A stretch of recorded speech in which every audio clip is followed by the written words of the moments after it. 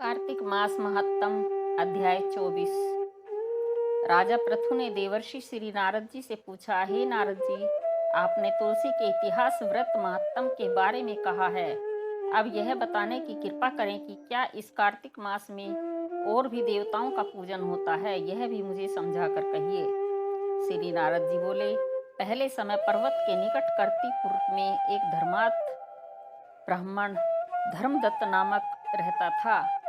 वह भगवान विष्णु के सब व्रत करता था और आठों पहर उनकी भक्ति में तल्लीन रहता था। एक दिन कार्तिक मास में वह एक पहर रात शेष रहने पर जागरण के लिए भगवान विष्णु के मंदिर में गया।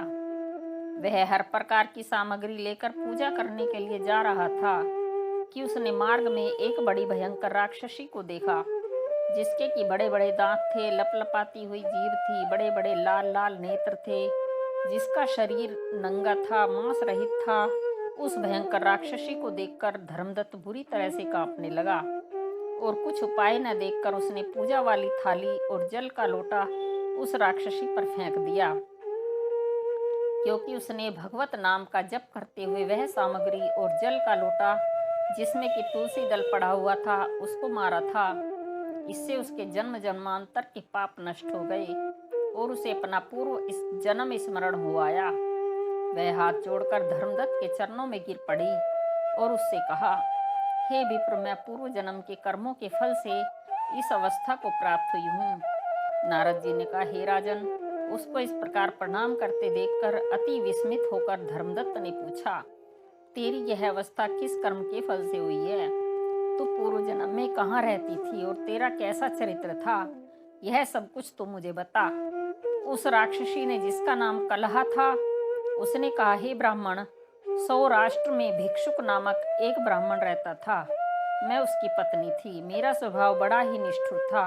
मैंने अपने पति का कभी भला न चाहा, न कभी उसे अच्छा भोजन और मिठाई ही खाने को दी। मैं प्रतिदिन उससे लड़ती झगड़ती रहती थी। मुझे इस प्रकार की लड़ता देखकर तथा नित्य प्रति की कलह से तंग आकर मेरे पति ने दूसरा विवाह करने का निश्चय किया। यह सुनकर कि मेरा पति दूसरा विवाह कर रहा है, मैंने उसके दूसरा विवाह करने से पहले ही विष खाकर आत्महत्या कर ली।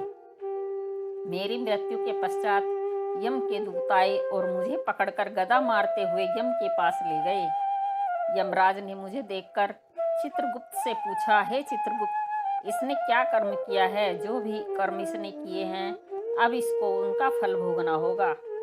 चित्रगुप्त ने यमराज से कहा, इसने अपने जीवन में कोई भी अच्छा काम नहीं किया है। यह सदा अपने पति को खराब भोजन देकर आप सदा अच्छा भोजन खाती रही है, इसलिए यह अविष्ठा खाने वाली होगी। इसको अब सूकरी जन्म दिया जावे। चूंकि यह अकेले ही पाक के बर्तन में भोजन करती थी, इसलिए यह अपने बच्चों को खाने वाली बिल्ली हो। इसने चूंकि अपने पति पर क्रोध करके आत्मघात किया है, इसलिए यह प्रेत योनि में जाएगी। अब आप इसे अपने दूतों द्वारा मरु स्थान में भेज दीजिए। वहां पर बहुत दिनों तक रहकर फिर यह पापिन अपनी तीनों योनियों को भोगे। हे विप्र, मैं 500 वर्षों से प्रेत योनि में हूँ और भूख प्यास के कारण नित्य दुखी रहती थी कि एक दिन भूख से तंग आकर मैं एक वैश्य के शरीर में प्रविष्ट हो गई और उसके शरीर द्वारा मैं कृष्ण और वेणी के संगम पर इस देश में आ पहुंची। मैं उस वैश्य के शरीर में रहती थी कि एक दिन भगवान शंकर व विष्णु भगवान ने मुझको उसके शरीर से बाहर निकाल दिया। फिर मुझे आप दिखाई दिए। आपके लोटे में से तुलसी दल का एक छींटा मेरे ऊपर पड़ा, जिससे कि मेरे सब पाप नष्ट हो गए। हे द्विजोत्तम, अब आप मुझे यह बतलाइए कि आगे होने वाली तीनों योनियों और इस प्रेत देह से मेरी मुक्ति किस तरह होगी। धर्मदत्त कलह की बात सुनकर और उसके पिछले कर्मों और उसकी वर्तमान अवस्था को देखकर बड़ा दुखी हुआ और उसका दुख देखकर उसका चित्त पिघल गया। फिर उसने दुखित भाव से कहा,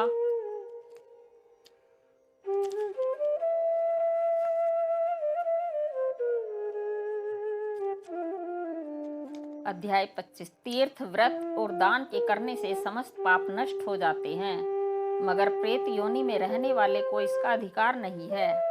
परंतु तुम्हारे दुख को देखकर मैं अत्यंत दुखी हूँ और तुम्हारा दुख दूर किए बिना मुझे संतोष नहीं होता। तुम्हारे पाप बड़े भारी हैं, क्योंकि यह तीनों योनियां बहुत बड़े पाप करने वालों को ही प्राप्त होती है, और प्रेत योनि तो थोड़े से पुण्य से नष्ट भी हो सकती है। लेकिन मैं तुम्हें इस योनि से अवश्य छुड़ाऊंगा।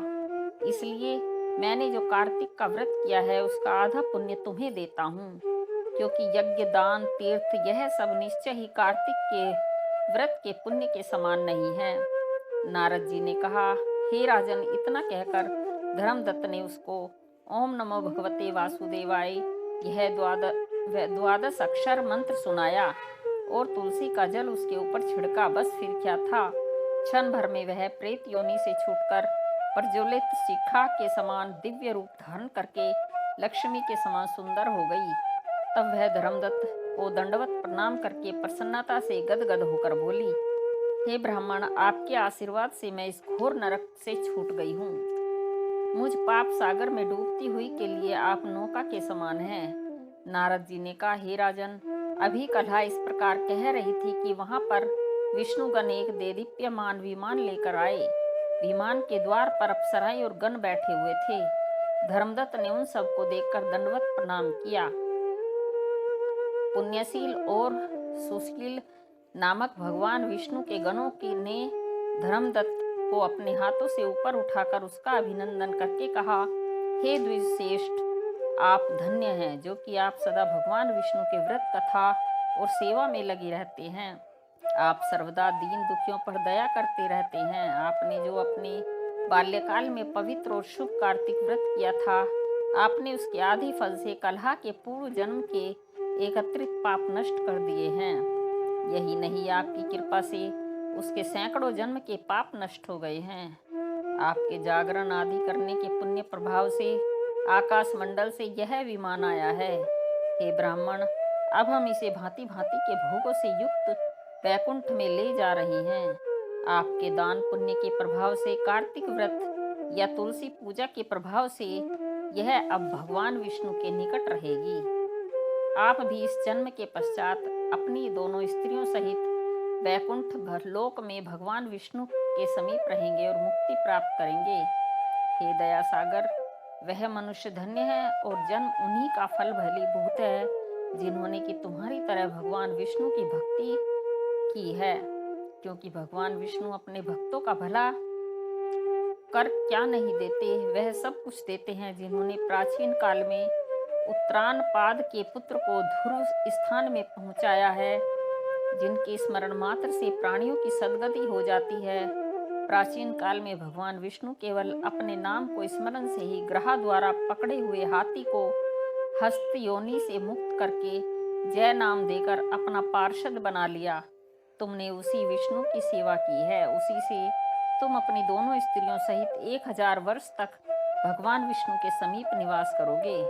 जब तुम्हारा पुण्य क्षीण हो जाएगा, तब तुम पृथ्वी पर सूर्य वंश में अपनी दोनों स्त्रियों के साथ दशरथ के नाम से प्रसिद्ध राजा होंगे, तथा यह कलहा तुम्हारे आधे पुण्य की भागीदार होने के नाते तुम्हारी तीसरी भार्या होगी। भगवान विष्णु तुम्हारे पुत्र के रूप में तुम्हारे निकट रहेंगे और देवताओं का कार्य करेंगे। भगवान विष्णु को प्रसन्न करने वाले तुम्हारे कार्तिक व्रत से अधिक महत्वपूर्ण यहाँ दान, तीर्थ आदि और कोई भी नहीं है। हे दया सागर, तुम धन्य हो, क्योंकि तुमने जगत गुरु भगवान विष्णु को प्रसन्न करने के लिए कार्तिक का व्रत किया है, जिसके आधे पुण्य के फल की भागीदारी इस कला को इस समय हम अपने साथ विष्णु लोक को ले जा रहे हैं। बोलो विष्णु भगवान की।